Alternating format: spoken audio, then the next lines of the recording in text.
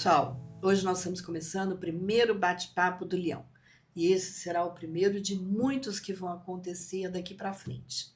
Eu queria conversar com o prefeito e perguntar para ele, de 2017 para cá, quando ele assumiu a prefeitura nesses 2 últimos mandatos, o que ele sentiu, como é que ele pegou, como é que ele foi resolvendo as coisas, que é muito bom a gente lembrar e a gente saber o que ele sentiu ouvindo dele. Eu te diria que esses últimos anos, o terceiro e quarto ano de mandatos, foram mandatos difíceis. No começo, eu assumi a prefeitura com dívida de 540 milhões de reais, entre salário de servidores, férias, 13º, os fornecedores não queriam fornecer mais para a prefeitura, que não recebia. Então, até você começar a equilibrar isso aí, foram longos tempos de trabalho e de determinação para equilibrar esse orçamento. Também nós podemos verificar que só no IPREMO, que é o Instituto dos Servidores Públicos, eu recebi esse IPREMO com um rombo de 300 milhões de reais. Então veja já bem as grandes dificuldades, todas da ordem financeira. Mas nós trabalhamos, fomos vencendo aos poucos e fomos equilibrando novamente o orçamento de Uberlândia e a cidade de Uberlândia. Em 2019, nós enfrentamos uma crise de dengue. Foi muito dura para a cidade. Inclusive, os investimentos na saúde naquela época não foram brincadeiras. Também passamos por essa etapa e chegamos até 2021, no encerramento desse terceiro mandato. 2022, nós começamos já com um orçamento mais equilibrado e viemos até os dias de hoje. Mas hoje nós temos uma grande diferença. O Estado de Minas Gerais tem uma dívida para com o município de Uberlândia, só no IPI da Souza Cruz, em torno de 1 bilhão e 200 milhões de reais. Isso tem sacrificado muito o orçamento da cidade de Uberlândia, principalmente em áreas vitais como educação, saúde.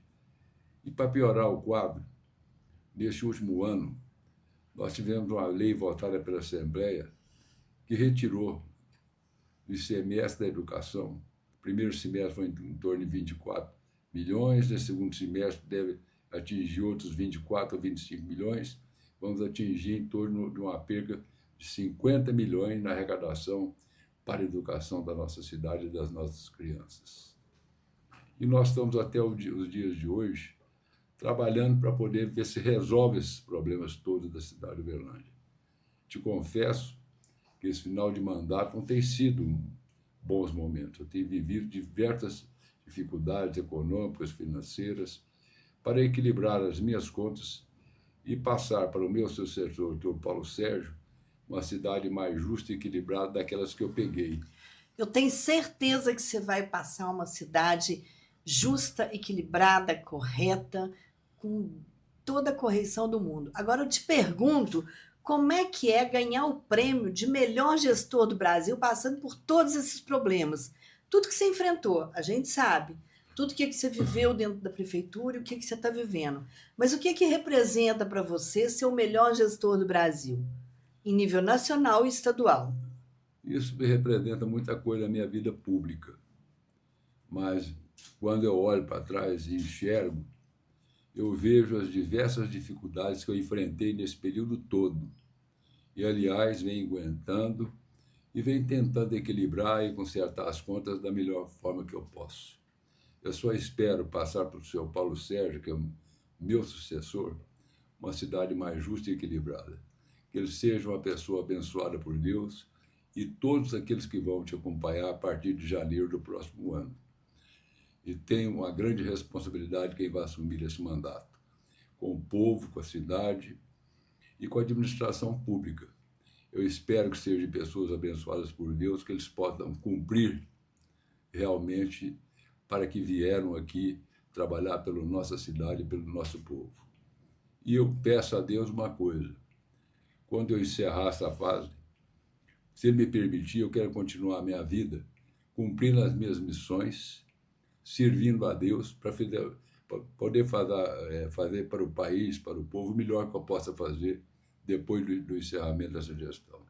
Nós sabemos que o Paulo não vai ter uma facilidade muito grande com o novo governo, porque tem os repasses que estão atrasados, né, alguns repasses do Estado que ainda estão atrasados, a questão do IPI da Souza Cruz, do ICMS da educação, a reforma tributária, que é danosa aos municípios brasileiros, os 30 milhões atrasados do Teto MAC, que até agora o governo federal não repassou ao município de Uberlândia, né? Os 35% do orçamento que hoje investimos na saúde, que não pode acabar a sua produtividade. E que você, como conselho, o que você dá para ele assim de cara, para ele começar um bom governo? Faça uma administração séria, justa. O começo tem que ser pé no chão para poder organizar a cidade naquilo que ela precisa e dar continuidade no seu mandato e, logicamente, o cumprimento dos seus orçamentos. Volto a insistir, você citou um dado, a saúde, 35,7% nós gastamos em 2023. Está totalmente fora de controle. O município, pela Constituição, tem que gastar 15% do seu orçamento. Uberlândia está investindo 35,7%. Por quê? Porque o prefeito está fazendo a função do Estado e da União nas áreas que eles não fazem. Em 2011, nós entregamos o Hospital Municipal para a cidade de Uberlândia. Quando voltamos em 2017, tivemos que recuperar vários leitos, várias UTIs, para que ele pudesse voltar a funcionar novamente. Isso demanda muito recurso para a saúde. Abrimos o Santa Catarina na pandemia. Ao invés de nós abrirmos o hospital de lona, nós abrimos um hospital de verdade, porque terminou a pandemia, ele ficou para atendimento do povo de Uberlândia. O Centro de Internação do Dr. Hans, outros leitos também que o município assume, porque ele tem que tratar do seu povo. Eu não posso deixar meu povo, eu não posso ver o meu povo passando por dificuldades. Isso é a coisa mais bonita, né, prefeito? Porque você criou o Centro de Referência Autismo, TEA, o Centro Vida. Eu pergunto, como ficaria o povo? Desmanche tudo que foi feito na saúde e volta lá no começo. Como estaria a situação nossa hoje? Haja visto que hoje eu tenho em torno de 1.000 leitos do SUS que são bancados pela cidade de Uberlândia. A cidade, pela Constituição, tem um compromisso da atenção primária. Média e alta complexidade não é função do município. Nós estamos praticando isso para não ver o nosso povo sofrer. Por isso, o Hospital Municipal começou a fazer cirurgias de média e de alta complexidade, cirurgias ósseas, fizemos também a implantação do tratamento de coração, quer dizer, tudo aquilo que não é função do município, o município passa a fazer. Por quê? Porque o Estado não está fazendo a sua parte e nem a União fazer a sua parte. Tanto é que eu disse ao senhor secretário de Saúde hoje, o Adenilson, que era pegar a doutora Soraya e credenciar todos os leitos de Uberlândia que estavam fora do SUS, que não podemos aceitar isso. A cidade tem que buscar um modelo de financiamento para sustentar o que está aí, porque senão não tem como prosseguir. Então, acho que eu já determinei isso a ele. Eu espero que ele já esteja fazendo os procedimentos para que nós possamos avançar e caminhar e deixar uma saúde mais justa e mais equilibrada para o nosso povo. Falando em saúde, a sua relação com a saúde é muito antiga, né? Porque se a gente pegar a cidade de Uberlândia, o mapa de Uberlândia, todas as UAIs foram recursos seus enquanto deputado federal, foram emendas suas como deputado federal. Grande parte das UBSs e PSFs foram emendas suas como deputado federal. Você pega o Hospital Municipal, foi você que construiu. Você pega o Hospital Municipal, você construiu, equipou, ampliou e colocou em funcionamento. Abriu o anexo, que é o Hospital Santa Catarina, o Centro de Internação Dr. Hans, o Centro de Pediatria, o CRTEA, a clínica Centro Vida, o centro de especialidade médica, tudo isso foi você quem fez, foi você que realizou. Inclusive, o primeiro aparelho de acelerador linear do câncer de Uberlândia foi recurso seu para o Hospital do Câncer, inclusive a sala recebeu o nome também de Sala Doutora Delmo Leão Carneiro. A sua relação com a saúde, o seu cuidado com as pessoas, ele não é de hoje. Ele é de muito atrás, ele é muito antigo, ele tem uma coisa muito próxima das pessoas, de você querer cuidar das pessoas, da mesma forma que você cuida da cidade. É porque as pessoas não sabem, né? Quando você anda na rua, que você vê um buraco, você liga para o secretário, tem um buraco aqui, tá passando de avião, não passa na rua. Puxar a orelha do secretário, ligar para o secretário de madrugada, dar bronca no secretário, pedir para fazer isso. É isso que as pessoas querem ouvir. É isso que as pessoas têm curiosidade para saber agora, nesse momento. Como é que você conseguiu cuidar dessa cidade tão bem durante 16 anos e deixou assim a sua família, seus amigos e a cidade inteira com um orgulho enorme? Como é que foi isso para você? Foi dedicação e muito trabalho, e acreditar naquilo que faz. Minha relação com a saúde, eu acho que vem desde a minha criação. Uma das pessoas que me ajudou a criar foi um dos maiores pediatras que já teve na cidade de Uberlândia, Dr. Adelmo Leão Carneiro. Mais de 50 anos trabalhou pelas crianças de Uberlândia e pelo povo de Uberlândia. Eu acho que ali você começa a ter identidade. Na área da educação, eu tinha minha tia, que era freira e era professora. Também é outra ligação que eu tenho com a educação. Aprendi muito com ela.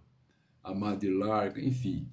Então, são convivências da vida que vai te colocando você a ter sentimentos para esse setor que são vital para o povo. Recapeamento é bom, tampar buraco é bom, construir novos empreendimentos é bom, mas o que é bom mesmo é saber cuidar do povo. E esse é o seu diferencial, né? Porque você tem a saúde, tem a educação, tem a mobilidade urbana, tem a geração de emprego e renda. Tanto é que de 2005 a 2012, o PIB industrial de Uberlândia cresceu mais de 241%. Já de 2013 a 2016, ele reduziu em menos 1,5%. E de 2017 a 2021, a gente passando por pandemia, 2 anos de pandemia, você conseguiu ainda crescer o PIB de Uberlândia em 66%. Quando você realiza as coisas para atender as pessoas, as famílias, as crianças, os jovens, os idosos, você não vê a quem vai servir. Isso é um sentimento que vem de dentro, de você fazer uma doação sua naquela atividade que você pratica. E eu tentei praticar na política uma coisa muito bonita que eu acho para mim.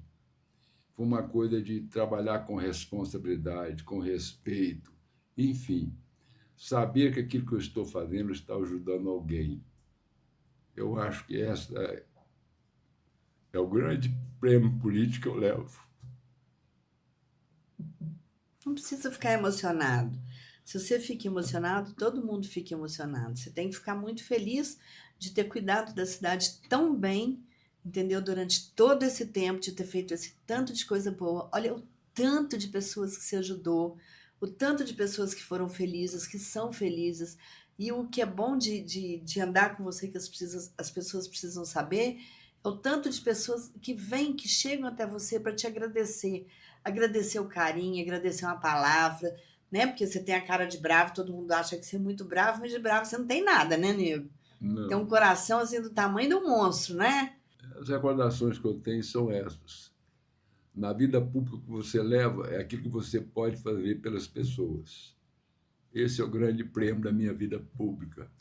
E uma coisa interessantíssima, que talvez as pessoas não saibam, que a ideia da informatização da prefeitura, ela partiu todinha de você. Aliás, você foi a grande responsável por isso. Não fica jogando só os méritos para mim. Você deu grande contribuição quando passou pela prefeitura. inclusive na Secretaria de Governo.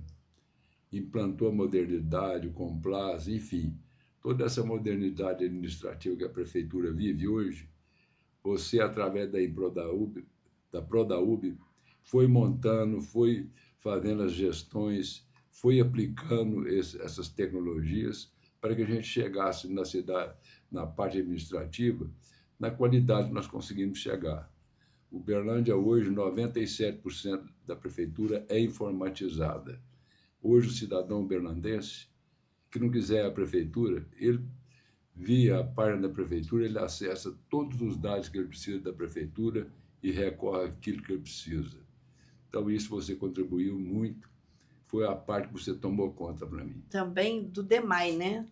Do abastecimento de água, da Capim Branco, né? Que foi você que encontrou do seu Virgílio e colocou em funcionamento, realizou, e tá aí a obra linda para ir com água para 2060, né? Para todo mundo, para a cidade toda de Uberlândia. E que a gente passou por um apuro muito grande, que se não fosse a Capim Branco, teria acontecido um acidente na cidade, né? Isso foi uma coisa que foi implantada desde 2005. Existia na prefeitura um projeto de captação de água na represa de Miranda. Então, eu cheguei, era o Rubens de Freitas, que era o diretor à época. Mandei examinar, levantar o projeto, ele examinou. O indicativo que existia da Miranda não era o mais razoável para a cidade de Uberlândia, era o mais caro. Então, aí nós mudamos, então, e viemos para Capim Branco, captar ali, porque ali foi mais fácil o investimento e foi mais barato para a prefeitura fazer esse investimento. Quando eu cheguei em 2012, saí em 2012, eu deixei isso tudo aprovado, discutido, passado no Ministério da Cidade, aprovado no governo federal, no PAC 2, se não me falha a memória, naquela época. E quando foi 2013, o governo da época assinou o contrato e começou a implantar em 2014. Quando eu cheguei em 2017, tinha 17% somente da obra investida. Aí eu tive que refazer todo o projeto, recalcular todas as planilhas, fazer todo um acerto com o Ministério Público Federal. É o doutor Leonardo, que era a pessoa... Promotor. Fizemos os ajustes. Eu me lembro que a CGU veio em cima do Uberlândia e queria cancelar a obra. Eu falei, não pode cancelar a obra. A cidade não pode ficar sem essa obra. Outra coisa que é importante a gente deixar claro é que nesses anos todos, nos seus 8 anos de mandato, você foi o único prefeito que regularizou loteamentos e assentamentos em Uberlândia. E isso é de extrema importância, porque você fez calado, sem politicagem, sem nada, de uma forma correta e justa. O que você me diz disso? É a maneira que eu tenho de trabalhar pelo povo. Eu já disse, eu acho que no início, eu não me lembro, você não tem que olhar para quem você está servindo. Você faz um trabalho para que possa atingir todo um povo, em todos os setores. E, aliás, a gente falava aqui agora mesmo sobre saúde pública. Esse último ano, é bom deixar registrado, os recursos que você repassou como deputada federal para Uberlândia foram vitais para que a saúde nossa pudesse caminhar até aqui. Então, portanto, eu gostaria de deixar esse registro, porque se ela fica só falando de mim, eu acho que quando fala do Odelmo, enxerga a Ana Paula. Quando fala na Ana Paula, enxerga o Odelmo. Então, tem que ser dessa maneira. Exatamente, é porque a gente compartilha a mesma vida, compartilha tudo, então fica muito mais fácil. Quando eu falo de você, estou falando de mim também. Quando você fala de mim, você está falando de você também. Ô, Nego, deixa eu te perguntar outra coisa. Quando a gente terminou a pandemia, porque a pandemia, quando a gente para pensar, a saúde, ela sofreu, mas a saúde recebeu recursos. Ela foi bem atendida. Foi. Naquela época, o presidente era o Bolsonaro. E ele, como presidente da República, mandou para a cidade de Uberlândia em torno de 78 milhões de reais para que a cidade pudesse fazer o enfrentamento daquela pandemia. Então, esse recurso foi vital também naquela época para que a gente pudesse resistir e fazer o melhor que nós fizemos para a nossa população. Sim, mas a educação, na verdade, ela foi uma das áreas mais atingidas. né? Porque as crianças não tiveram aula, e isso foi assim prejudicial para a alfabetização das nossas crianças. E com isso você começou a fazer o pacto pela alfabetização lá atrás ainda. Então, nós fomos atrás de um programa que é o Pacto da Educação hoje. Eu até chamo ele de Ler com Prazer. E fizemos essa implantação nos diversos anos da prefeitura. E isso foi dando um resultado excelente.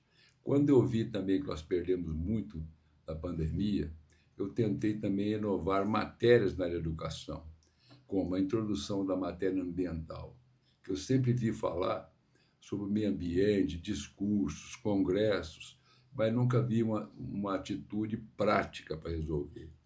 Então, não tem o melhor caminho que ensinar às nossas crianças a responsabilidade que ela tem com o meio ambiente. Então, foi outra introdução que nós fizemos. No lado profissional, eu também entendia que nós tínhamos que fazer, naquela época na educação, um modelo novo de gestão.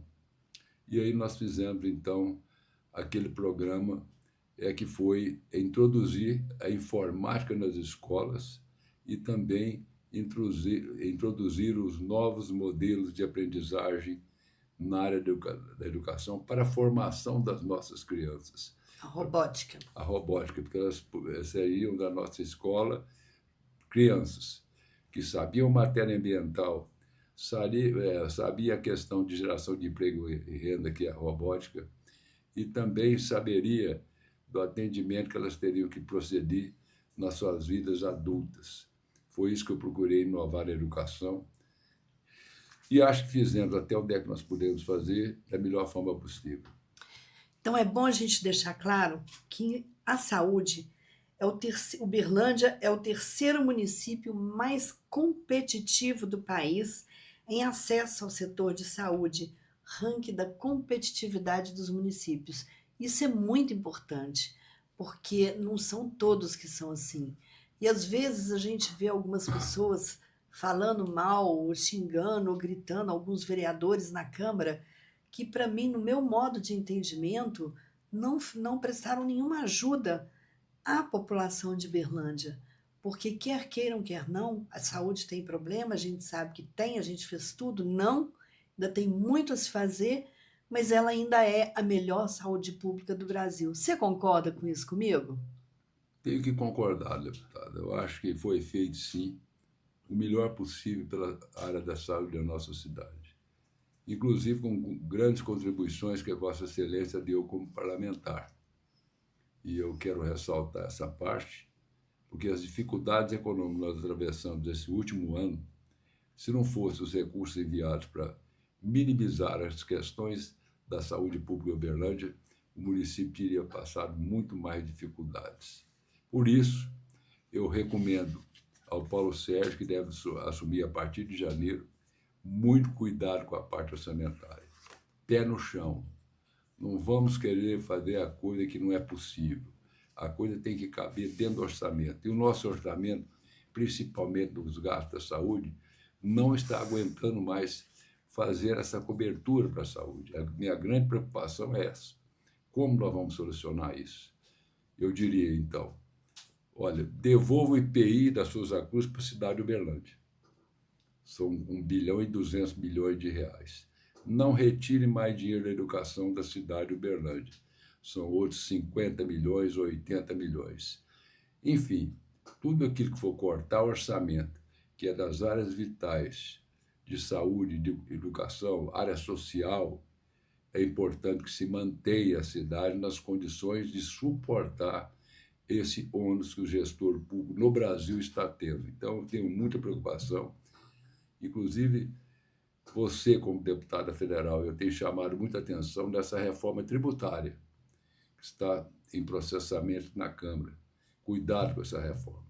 Essa reforma foi feita um pacto em União e Estados. Esqueceram o principal ente da cadeia, que é o município. É onde as pessoas moram, né? Lógico. Cadê o pacto federativo? Acabou. Foi feito só União e Estado. O município vai ficar com aquilo que couber dentro do fundão, e pelo volume da sua população ele vai ter aquela percentual para retirar daquele fundão. Agora, quando você pega o IBGE, vindo a Uberlândia, falando que aqui tem 720 mil habitantes, 750 mil, e olha no DEMAI, que é o nosso Instituto de Água e Esgoto, lá, pelas ligações domésticas, nós temos aí em torno de 900 mil moradias em Uberlândia sendo abastecidas pelo DEMAI.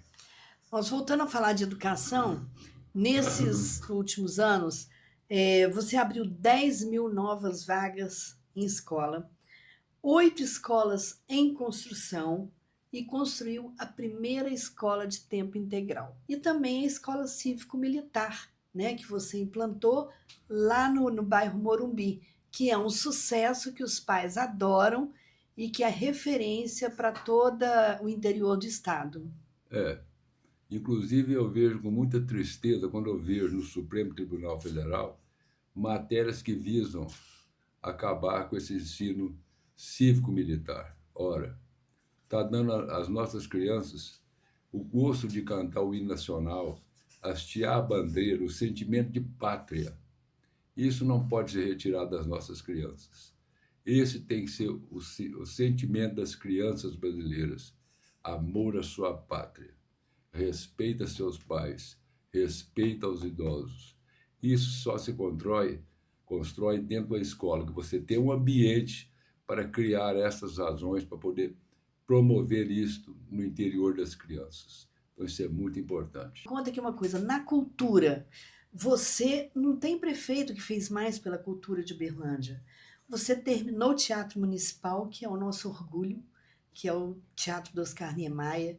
Você restaurou a Casa da Cultura, você restaurou a Oficina Cultural, você restaurou o Mercado Municipal, você levou, implantou, inaugurou o Centro Municipal de Cultura e você fez uma das coisas que eu acho mais importante, que foi a criação da Banda Mirim.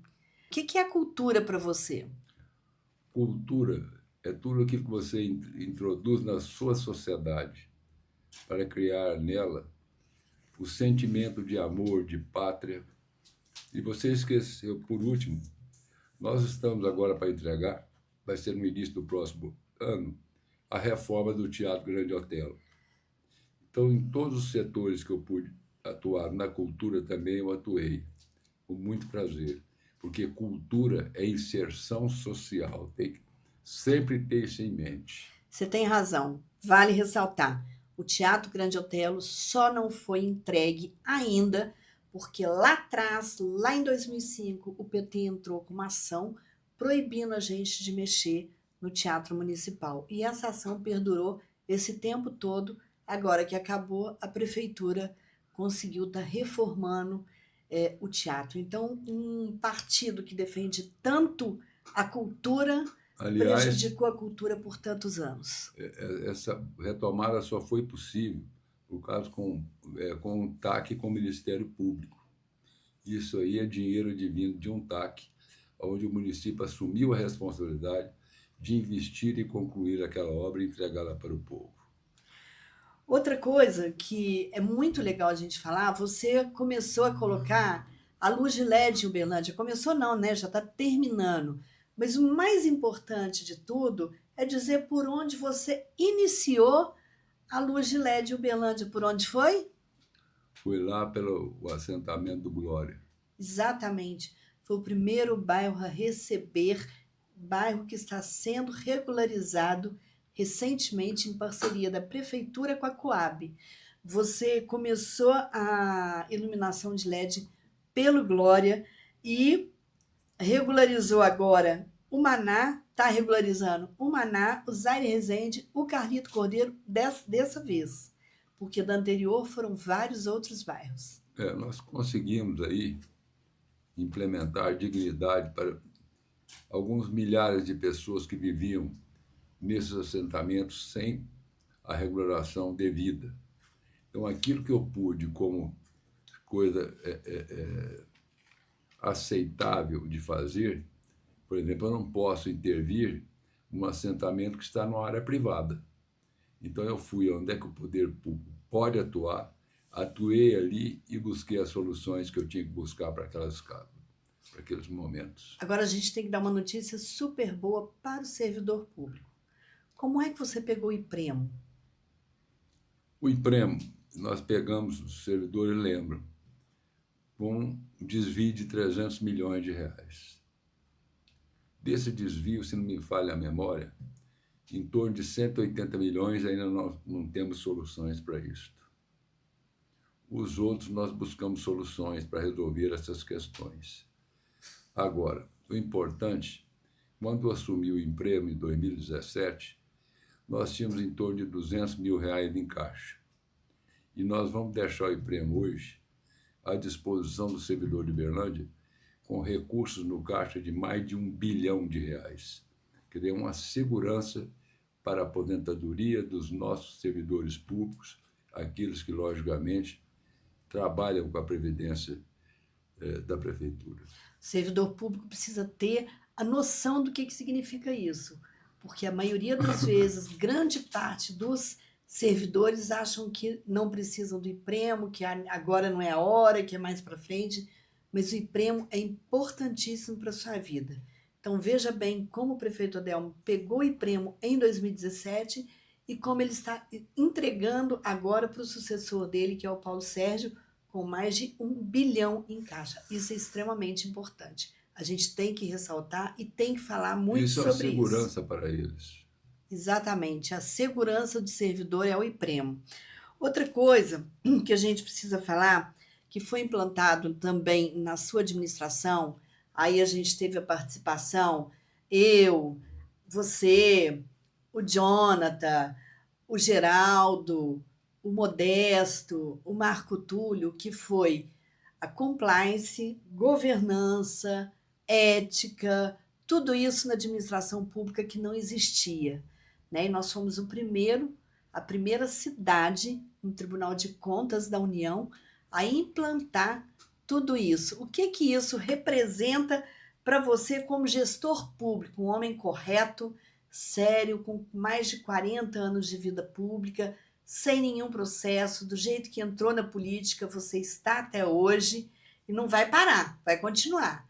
Mas o que você sente hoje falando disso? É uma modalidade administrativa que nós, gestores públicos, temos o dever de aplicar nas administrações públicas. Eu diria a você, o administrador público hoje, que parar no tempo, hoje o mundo caminha sobre as evoluções tecnológicas e dos momentos, então ele vai ficar para trás.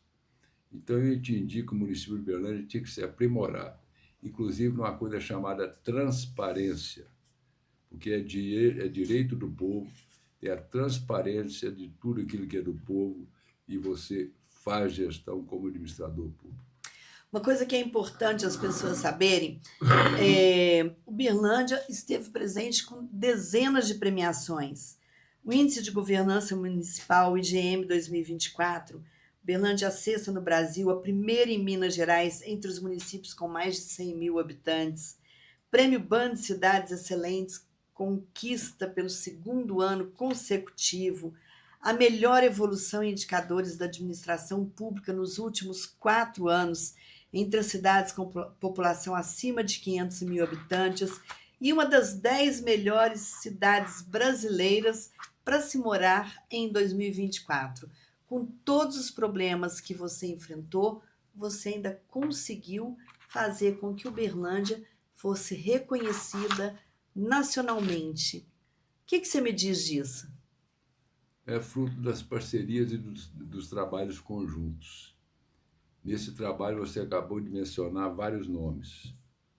O trabalho não é feito por uma pessoa, é feito sempre por uma equipe.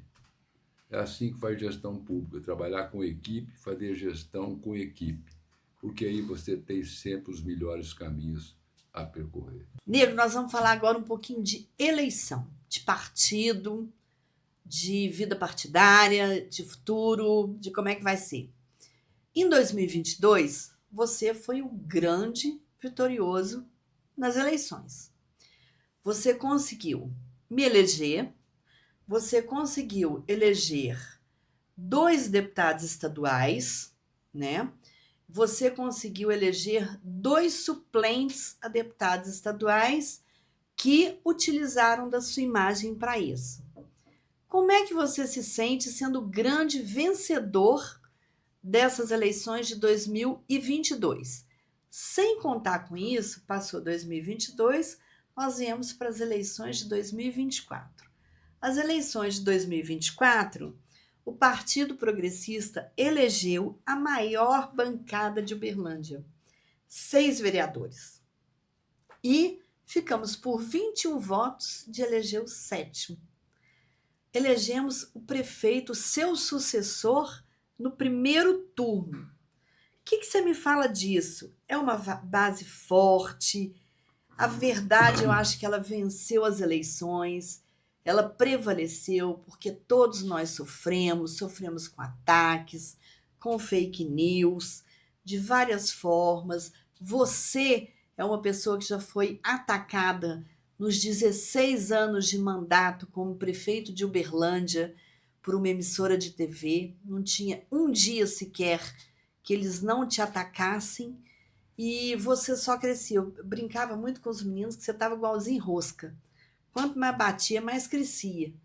E foi isso mesmo que aconteceu. Quanto mais te bateu, mais você cresceu. Tanto é que o resultado da eleição de 2022, você é o grande vencedor. E o resultado da eleição de 2024, você é o grande vencedor.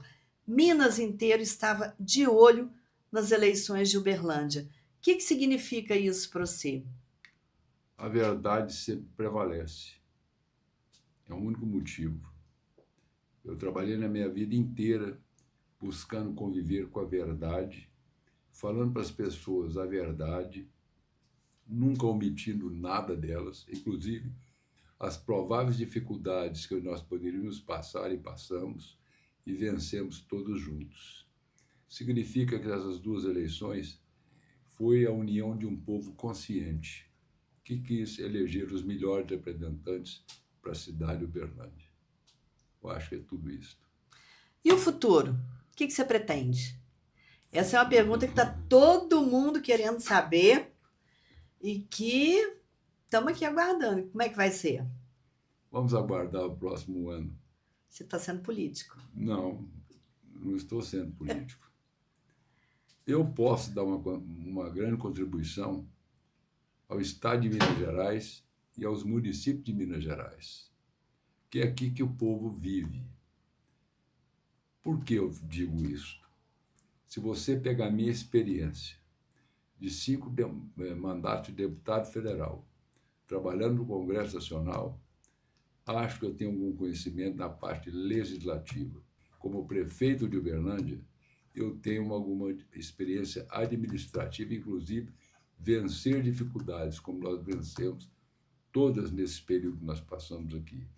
Então, acho que isso me prepara para poder ser, no Senado Federal, um defensor do povo mineiro, dos municípios brasileiros e dos prefeitos brasileiros, que, às vezes, na maioria dos casos, são ignorados pelos seus representantes do Congresso Nacional. Então, eu acho que eu posso dar essa grande contribuição para Minas Gerais. Então, quer dizer que a partir do dia 1º de janeiro de 2025, a gente já vai estar começando a trabalhar para o Senado? Vamos trabalhar. Agora, Deus é que sabe qual o caminho que Ele vai me dar. Bora trabalhar então, né? Gente, esse foi o primeiro podcast do Bate-Papo do Leão e vão ter outros. Mas tem uma ação que nós ganhamos, eu estou esquecendo.